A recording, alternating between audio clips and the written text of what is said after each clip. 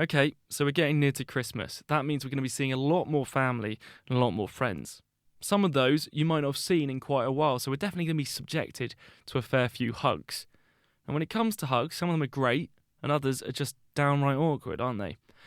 But what makes a bad hug? More importantly, what makes a good hug? New research has been published investigating the most pleasant hugging style. That's right, there's more than one. And the perfect person for the job, Katie King, spoke to Annalena Duren to find out why hugs are important to study. Hugging is just quite common, which means that it's probably meaningful for people. And that's something in itself which makes it worthwhile to research this topic. So I don't know whether you ever thought about this, but you can cross arms in different ways when you're hugging a person. No, in fact, I hadn't ever thought about the ways my arms cross when I hug someone. But if you think about it, there are indeed two styles: neck to waist, which is as it sounds, or crisscross style, where each person has one arm over and one arm under the other person's shoulders. But Annalena, how did you find which one is the most pleasant hug? We hugged people 6 times. So everybody got the neck waist hug and the crisscross hug in 3 different durations: 1 second, 5 seconds, and 10 seconds. Were you the one to give out all these hugs? No, that was someone else. That was my fantastic colleague and friend, Katarina. And she hugged all of our participants because it's important to be a bit consistent in what you're doing. So Katarina did all the hugging. So she's a very huggable person. Yes, and she didn't hate it, and she didn't hate me at the end of the study, so that's great.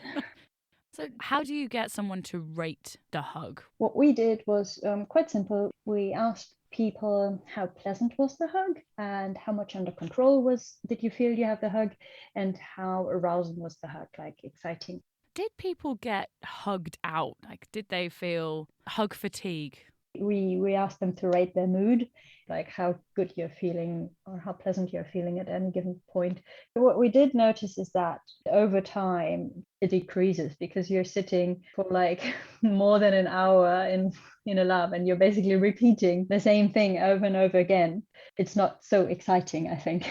So, Annalena, what we're all dying to know is which hug style got the best rating. Yeah.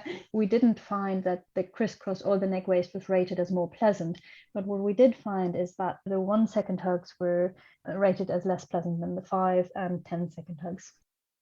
I fancy putting Annalena's findings to the test. The Naked Scientist office is pretty full at the moment. Producers, interns are in, but who gives the best hug? Our very own Jacopo volunteered to be the huggee. Jacopo, how are you feeling about being hugged by everyone in this office?